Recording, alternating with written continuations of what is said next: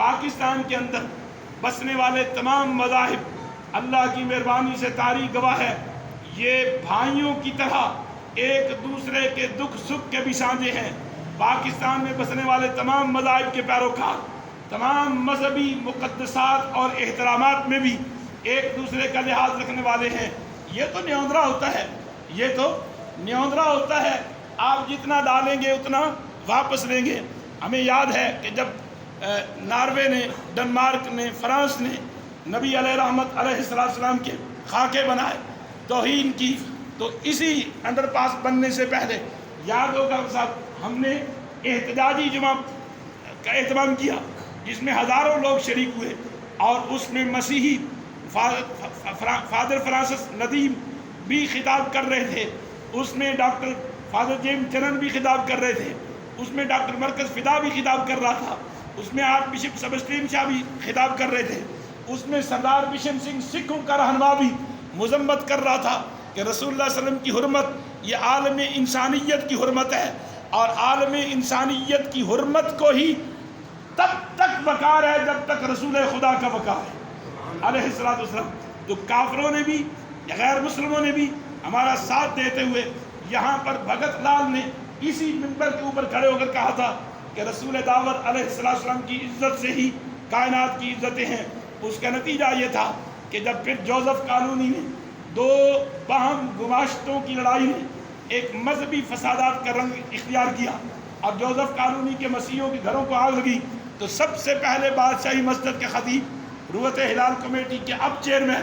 مولانا doctor سید الخبیر آزاد اپنے گھر کی اپنی بیٹیوں کے کپڑے لے کر، ان کی چادریں لے کر پہنچے، اور جن مسیحی بچیوں کے سر ننگے تھے ان کے سر اپنی چادروں سے ڈھانپ کر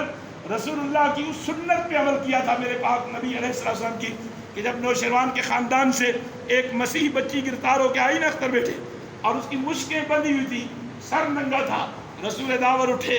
آپ نے اپنی وہ کالی کملی جس کو رب کا قرآن کہیں یا ایھا المزمل کہتا ہے اور کہیں یا ایھا المدثر کہتا ہے، میرے رسول اس کا سر ڈھانپنے کے لیے اٹھے۔ ہر صحابی نے عرض کیا یا رسول اللہ یہ میری پگڑی حاضر ہے، یا رسول اللہ یہ میری چادر حاضر ہے، یہ غیر مسلم بچی ہے، آپ کی چادر پاک ہے۔ میرے نبی نے فرمایا بیٹی بیٹی ہوتی ہے، چاہے وہ مسلمان کی ہو یا کافر کی ہو۔ اب پھر یہی وہ سنت ادا کی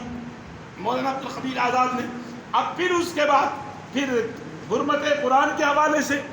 یقین جانیے ہم سے زیادہ پاکستان کے مسیحوں نے احتجاج کیا، ہمارے ساتھ دیا، ہر جگہ پر ساتھ دیا، اور پھر ان پر بھی جب قیامت ٹوٹتی ہے تو مسلمان ان جذبی، ان مذہبی احساسات اور ان تمام جو نشانیاں مقدسات کی صورت میں ہیں ان کے احترام میں ان کے ساتھ کھڑے ہو جاتے ہیں۔ یہی اسلام کا عطا کردہ حسن معاشرہ ہے، یہی اسلامی تعلیمات کا حصہ ہے کہ اللہ نے قرآن میں کہا وَلَا تَسُبُّوا الَّذِينَ يَدْعُونَ مِن دُونِ اللَّهِ فَيَسُبُّوا اللَّهَ عَدْوًا بِغَيْرِ عِلْمٍ۔ کسی کے خدا کو برا نہ کہو، کہیں وہ لا علمی کی بنیاد پر تمہارے سچے خدا کو بھی برا نہ کہے۔ یہ قرآن کہہ رہا ہے، اور قرآن ہمیں برداشت، تحمل، رواداری کا جو درس دیتا ہے وہ 18واں پارہ سورہ حج کی آیت وَلَوْلَا دَفْعُ اللَّهِ النَّاسَ بَعْضَهُم بِبَعْضٍ لَّهُدِّمَتْ إِلَىٰ آخِرٍ۔ کہا کہ اگر ہم اجازت دے دیتے کہ دوسروں کے مذہبی عبادت گاہوں کو گرا دو، مذہبی عبادت گاہوں کو گرا دو، تو پھر میرا رب کہتا ہے کائنات میں نہ مسجد کا وجود نظر آتا، نہ تمہیں کوئی گرجا نظر آتا، نہ تمہیں کوئی چرچ نظر آتا، نہ تمہیں کوئی کلیسا نظر آتا، مگر ہم نے کہا کہ لکم دینکم ولی دین۔ سورہ قل یا ایھا الکافرون کی یہ آیت ہے آخری، لکم دینکم ولی دین، تمہارے لیے تمہارا دین ہے، ہمارے لیے ہمارا دین ہے۔ اور یہی وہ رواداری ہے جس کی سنہری تاریخ رانا صاحب اسلام سے بھری ہوئی ہے۔ جب بیت المقدس فتح ہوا اور حضرت سیدنا فاروق اعظم رضی اللہ تعالیٰ عنہ فاتح مصر اور فاتح بیت المقدس کی صورت میں داخل ہوئے، تو شام آپ تل ابیب کے سب سے خوبصورت اور بڑے چرچ کو وزٹ کر رہے تھے، مغرب کا وقت ہو گیا، آپ نے کہا میں نے نماز پڑھنی ہے، مسیحیوں نے کہا آپ یہاں نماز پڑھ لیں، آپ نے کہا میں نے یہاں نماز نہیں پڑھنی، میں نماز یہاں نہیں پڑھوں گا، اور نماز آپ نے باہر نکل کر پڑھی، باہر نکل کر اس چرچ کے سامنے گلی میں اور مشنری نے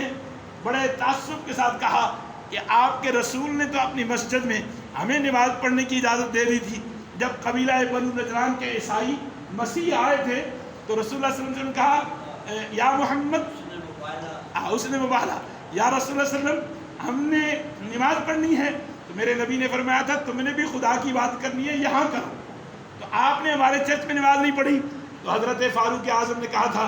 نماز ہو جاتی ہے، میں نے پڑھی اس لیے نہیں کہ میرے بعد کوئی جذباتی مسلمان آ کر تمہارے چرچ کو مسجد عمر میں نہ بدل دے کہ یہاں عمر نے نماز پڑھی تھی لہذا اب یہ چرچ نہیں یہ مسجد بن گیا ہے۔ اور پھر یہی رواداری تھی کہ تل ابیب کی ساری مشنری نے اس چرچ سے زیادہ خوبصورت اس چرچ کے دروازے کے سامنے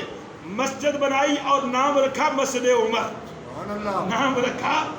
مسجد عمر۔ یہ معاشرے کا حسن ہوتا ہے۔ اور آپ جانتے ہیں کہ پے در پہ جہاں خوشیوں کے یہ لمحات جا رہے ہیں وہاں آنے والے قربانیوں کے لمحات بھی آ رہے ہیں۔ 18 ذی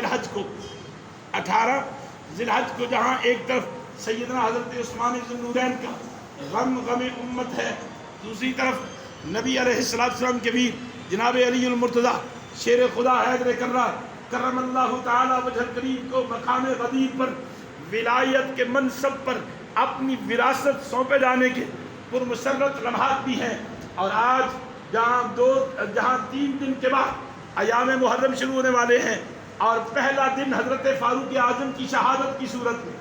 پہلا محرم حضرت فاروق اعظم کی شہادت کی صورت میں آ رہا ہے اور 10ویں محرم شہادت شہزادگان رسول کی صورت میں آ رہی ہے، پھر اس سے 3 دن پہلے وہ مقام مباہلہ بھی آ گیا ہے جو نبی علیہ السلام کی حقانیت کی آج جمعہ جو ہے حضور کے مباہلے کی فتح کا ہے، اور یہ وہ مباہلہ ہے جس کی منظر کشی خود قرآن نے کی۔ آباؤنا وابناؤکم ونساؤنا ونساؤکم وانفسنا وانفسکم ثم نبتہل فنجعل لعنت اللہ علی الکاذبین۔ رانا صاحب نشاندہی آپ کرتے جائیں، قرآن ہم پڑھتے جائیں گے، نشاندہی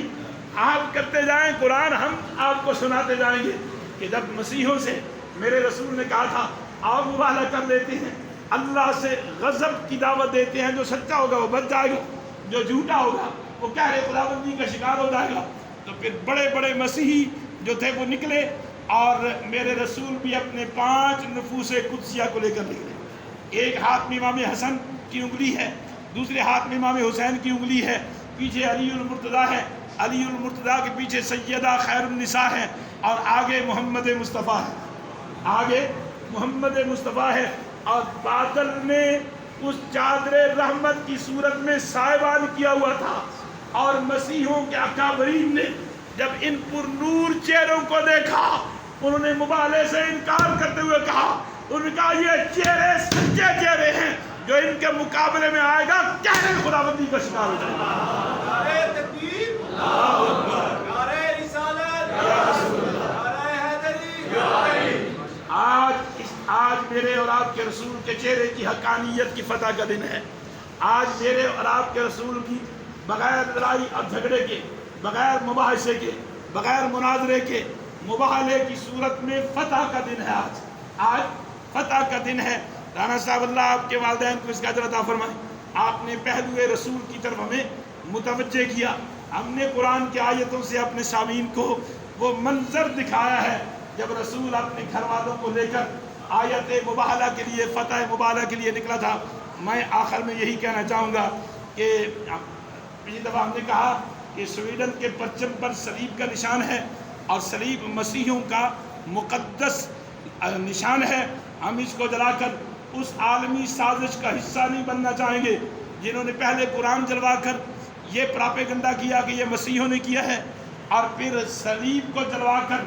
یہ پراپیگنڈا کر کے کہ مسلمان صلیب کو جلا رہے ہیں۔ اس تیسری عالمی جنگ کے لیے جو مذہب کے نام پر لڑانے کی کوشش کی جا رہی ہے، ہم اس میں حصہ نہیں ڈالیں گے۔ بحمد اللہ تعالی میں تمام ان اپنے محسنین اور محبین کا شکر گزار ہوں۔ پوری دنیا میں آپ کا یہ کلپ، آپ کی مسجد کا یہ کلپ پوری دنیا میں وائرل ہوا ہے اور سبھی نے اس کو خراج تحسین پیش کیا ہے۔ میں سمجھتا ہوں ہم نے کوئی کسی پر احسان نہیں کیا، ہم پاکستانی ہیں، مذہب کے بعد ہماری جنت ہے پاکستان، اور یہ جنت اسی صورت میں ہے جب ہم ایک قوم ہیں، جب ہم ایک دوسرے کے مذہبی احساسات کا احترام کریں گے، ہم ایک دوسرے کے مذہبی مقدسات کا احترام کریں گے تو یہ پاکستان جنت ہے۔ اور اگر ہم عالمی طاغوتی سازشوں کا شکار ہوں گے، ایک دوسرے کے مذہبی تقدسات کو ہم پائمال کریں گے تو خاکم بداہن، جو دشمن آپ کو برباد کرنے کے خواب دیکھ رہا ہے، ان خوابوں کا آپ حصہ بن جائیں گے۔ اللہ نہ کرے کہ وہ وقت آئے۔ اللہ اس پاکستان کی آزادی میری آپ کی نسلوں کو بھی نصیب فرمائے۔ پاکستان اس وقت جس دوراہے پر کھڑا ہے، رب کائنات اس سے سلامتی کی راہ عطا فرمائے۔ اور ہم اس سلسلے میں تمام ان شہداء کو، آپ جانتے ہیں کل 12 فوجی شہید ہو گئے زوک کے اندر،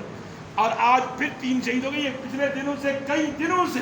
افواج پاکستان کے جوانوں کے جنازے اٹھ رہے ہیں، مسلسل اٹھ رہے ہیں، ہر روز اٹھ رہے ہیں۔ ہم ان شہداء کو بھی سلام پیش کرتے ہیں۔ افواج پاکستان کے شہداء کے لیے دعا برائے بلندی درجات اور وارثان کے لیے دعائے صبر کرتے ہیں۔ وہاں پولیس کانسٹیبلان جو اپنی نمازیں ہم پہ قربان کر کے ہمیں پہرا دیتے ہیں، ہماری نمازوں کو محفوظ کرتے ہیں، اور آنے والی موت کو سب سے پہلے پولیس کانسٹیبل اپنے گلے لگاتا ہے۔ ہم ان شہداء کو بھی اللہ کے حضور دعا کرتے ہیں کہ رب کائنات ان کے درجات اپنے ساتھ